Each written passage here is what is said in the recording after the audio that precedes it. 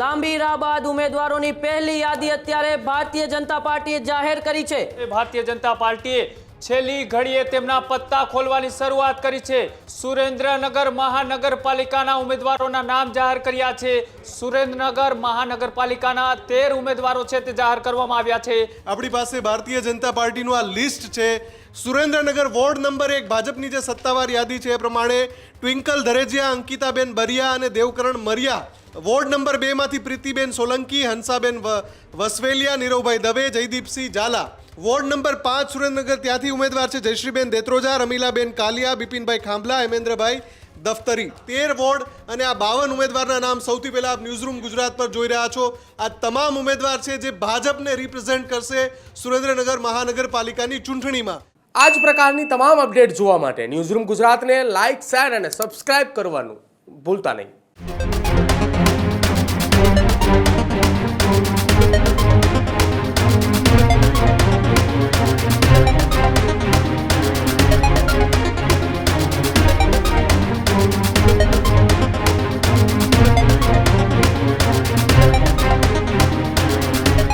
લાંબી રાહ બાદ ઉમેદવારોની પહેલી યાદી અત્યારે ભારતીય જનતા પાર્ટીએ જાહેર કરી છે।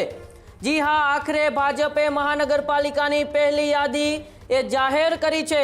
લાંબી રાહ જોયા બાદ સુરેન્દ્રનગર મનપાના 13 વોર્ડના ઉમેદવારો અત્યારે જાહેર થઈ ચૂક્યા છે। તો એ સ્થાનિક સ્વરાજ્યની ચૂંટણીના આજથી સૌથી મોટા સમાચાર કે જ્યાં ભારતીય જનતા પાર્ટીના ઉમેદવારો ઉપર સૌ કોઈની નજર રહેલી હતી, ત્યારે લાંબી રાહ બાદ હવે ઉમેદવારોની પહેલી યાદી અત્યારે જાહેર થઈ ચૂકી છે।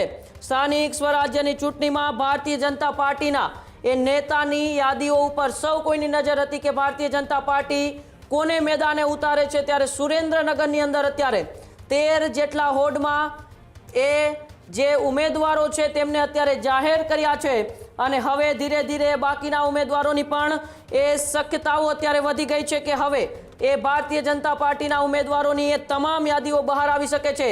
ગઈકાલે પણ એ લાંબી રાહ જોવડાવવામાં આવી હતી કે આજે એ રાત્રે કે વહેલી સવારે ઉમેદવારોની યાદી જાહેર થશે, પરંતુ ન થઈ। પરંતુ એ હવે ધીરે ધીરે યાદીઓ બહાર આવવા માંડી છે અને પહેલી યાદીમાં એ સુરેન્દ્રનગર મહાનગરપાલિકાના 13 જેટલા જે હોડ છે એ 13 જેટલા હોડના ઉમેદવારો અત્યારે જાહેર કરી દીધા છે અને તેમાં અત્યારે સૌથી મોટા સમાચાર એ અત્યારે સામે આવી રહ્યા છે। ત્યારે વધુ માહિતી માટે ન્યૂઝરૂમથી મારી સાથે કૃણાલ પણ જોડાયેલા છે। કૃણાલ, લાંબી રાહ જોવડાવ્યા બાદ ભારતીય જનતા પાર્ટીએ પોતાના ઉમેદવારો જાહેર કર્યા છે અને સુરેન્દ્રનગરથી ભારતીય જનતા પાર્ટીએ પોતાના ઉમેદવારો જાહેર કરવાની શરૂઆત કરી છે। શું છે વધુ વિગત? બિલકુલ ઉમંગ, જે રીતના લાંબી ચર્ચાઓ, લાંબુ ગઠબંધન અને સાથે સાથે જે અટકળો હતી તેનો અત્યારે અંત આવતો જોવા મળી રહ્યો છે। ભારતીય જનતા પાર્ટીએ છેલ્લી ઘડીએ તેમના પત્તા ખોલવાની શરૂઆત કરી છે।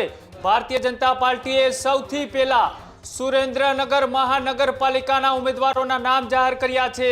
સાથે સાથે અરવલ્લીનું પણ લિસ્ટ જાહેર થઈ ચૂક્યું છે।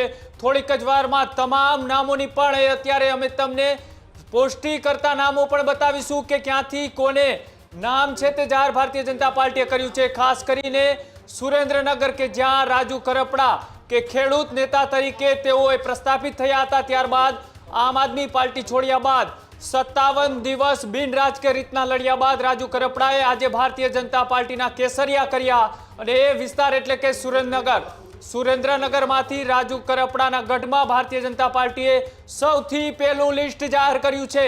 સુરેન્દ્રનગર એ વિસ્તાર કે જ્યાં ખેડૂતોના મસીહા તરીકે જેઓ લડતા આવતા હતા એ રાજુ કરપડાના ગઢથી ઉમેદવારોનું લિસ્ટ છે તે જાહેર થઈ ચૂક્યું છે।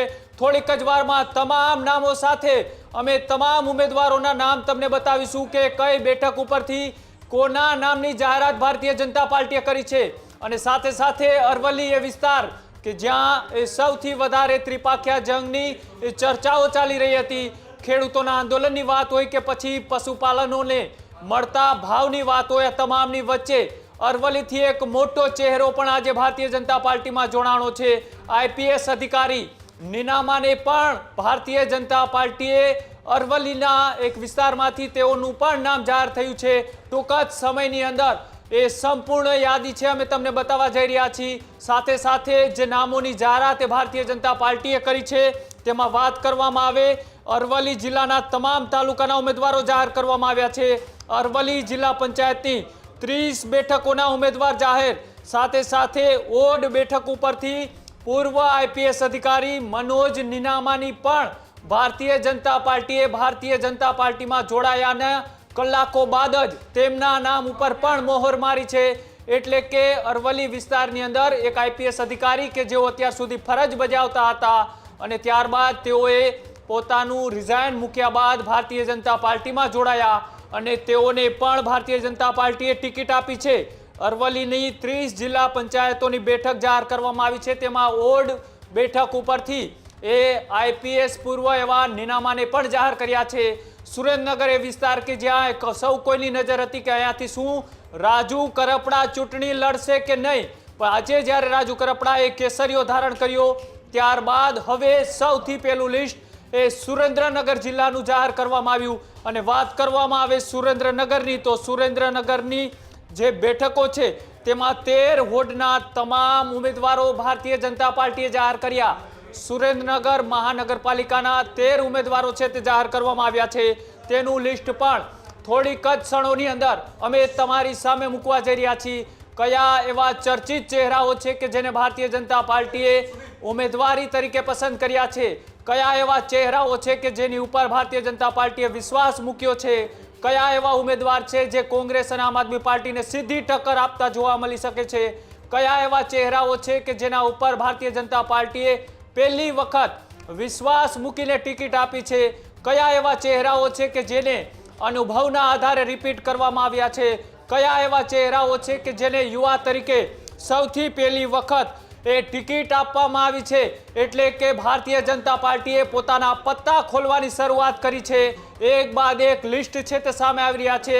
તેમાં સૌથી પહેલા એ સુરેન્દ્રનગર કે જ્યાં રાજુ કરપડાનો ગઢ માનવામાં આવતો હતો, તેઓને આમ આદમી પાર્ટીમાંથી રામ રામ કરીને જ્યારે ભારતીય જનતા પાર્ટીમાં જોડ્યા ત્યારબાદ એ લિસ્ટ જાહેર થયું. અરવલ્લી એ વિસ્તાર કે જ્યાં એ પૂર્વ આઈપીએસ અધિકારી નિનામાને કે જેને ઓડની જિલ્લા પંચાયતની બેઠક ઉપરથી ઉમેદવાર તરીકે જાહેર કરવામાં આવ્યા છે. તમામ લિસ્ટના એક બાદ એક નામો અમે તમારા સમક્ષ એ મૂકવા જઈ રહ્યા છે. તે પહેલા આ મહત્વપૂર્ણ સમાચાર અત્યારે જે સામે આવી રહ્યા છે કે આજે સાંજ સુધીની અંદર ભારતીય જનતા પાર્ટી તમામ બેઠકોના લિસ્ટ છે તે જાહેર કરી શકે છે. તેની પહેલા સૌથી વધારે ચર્ચા એ જુનાગઢ, રાજકોટ, ભાવનગર અને સાથે સાથે અમરેલીની થઈ રહી છે. આ તમામ બેઠકોનું લિસ્ટ પણ થોડીક જ વારમાં ભારતીય જનતા પાર્ટી જાહેર કરી શકે છે. આ સૌથી મહત્વપૂર્ણ સમાચાર ગાંધીનગરથી કે જ્યાં સૂત્રો દ્વારા માહિતી મળી રહી છે કે આજ સાંજ સુધીની અંદર તમામ બેઠકોના લિસ્ટ છે તે ભારતીય જનતા પાર્ટી જાહેર કરી શકે છે. અને તેની વચ્ચે જે નામો એ ખૂબ ચર્ચાઓમાં છે, જે નામોની ચર્ચાઓ લાંબા સમયથી થઈ રહી છે, તે નામોને કઈ બેઠક ઉપરથી ભારતીય જનતા પાર્ટી ચૂંટણી લડાવવા જઈ રહી છે. સૌથી વધારે ચર્ચા એ સૌરાષ્ટ્રની છે કે જ્યાં આમ આદમી પાર્ટી મજબૂતાઈથી આગળ વધી રહી છે અને તેની સામે હવે ટક્કર આપવા એ ભારતીય જનતા પાર્ટી પણ અત્યારે મહત્વપૂર્ણ ભૂમિકાની અંદર જોવા મળી રહી છે. અમે તમને થોડીક જ વારમાં લિસ્ટ જાહેર કરવા જઈ રહ્યા છીએ. મારી સાથે મુફદ્દલ છે. મુફદ્દલ, તમામ પાસે સૌથી પહેલા સુરેન્દ્રનગર મહાનગરપાલિકા, કેમ કે મહાનગરપાલિકામાં કોને ટિકિટ મળી છે એના ઉપર સૌની નજર છે. આપણી પાસે ભારતીય જનતા પાર્ટીનું આ લિસ્ટ છે અને આ લિસ્ટમાં કયા ઉમેદવારોને લોટરી લાગી છે, કેમ કે એક બેઠક પર 10 ઉમેદવારોએ દાવેદારી નોંધાવી હતી. સુરેન્દ્રનગર વોર્ડ નંબર 1 ભાજપની જે સત્તાવાર યાદી છે એ પ્રમાણે ટ્વિંકલ ધરેજિયા, અંકિતાબેન બરિયા અને દેવકરણ મરિયા આ 3 ઉમેદવારોના નામ છે અને ભગીરથસિંહ ઝાલા 4 ઉમેદવારોના નામ છે. બીજી બાજુ વોર્ડ નંબર 2 માંથી પ્રીતિબેન સોલંકી, હંસાબેન વસવેલિયા, નીરવભાઈ દવે, જયદીપસિંહ ઝાલા. સુરેન્દ્રનગરના વોર્ડ નંબર 3 પૂર્વીબેન પરમાર, શિખાબેન શુક્લ, રવિન્દ્રભાઈ ચૌહાણ, જયદીપભાઈ ડાભી. સુરેન્દ્રનગર વોર્ડ નંબર 4 થી ભાજપના ઉમેદવાર છે સ્વાતિબેન માંડલિયા, મીનાબેન જોશી, જામાભાઈ ગરિયા, મિલિંદભાઈ કોઠારી. વોર્ડ નંબર 5 સુરેન્દ્રનગર ત્યાંથી ઉમેદવાર છે જયશ્રીબેન દેત્રોજા, રમીલાબેન કાલિયા, બિપિનભાઈ ખાંભલા, હેમેન્દ્રભાઈ દફતરી. વોર્ડ નંબર 6 થી સુરેન્દ્રનગર મહાનગરપાલિકામાં ભાજપના ઉમેદવાર છે ડોક્ટર જનકબેન ટાંક, ઉર્મિલાબેન પટેલ, રાકેશભાઈ રાઠોડ, મહેન્દ્રભાઈ પટેલ.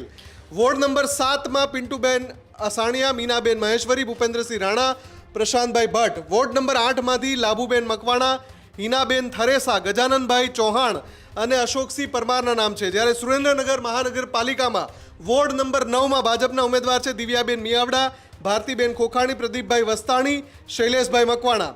સુરેન્દ્રનગર વોર્ડ નંબર 10ના ભાજપના ઉમેદવાર છે સોનલબેન દવે, જશુબેન વેગડ, ભાવેશભાઈ પ્રજાપતિ, નિખિલભાઈ ચાંપાનેરી.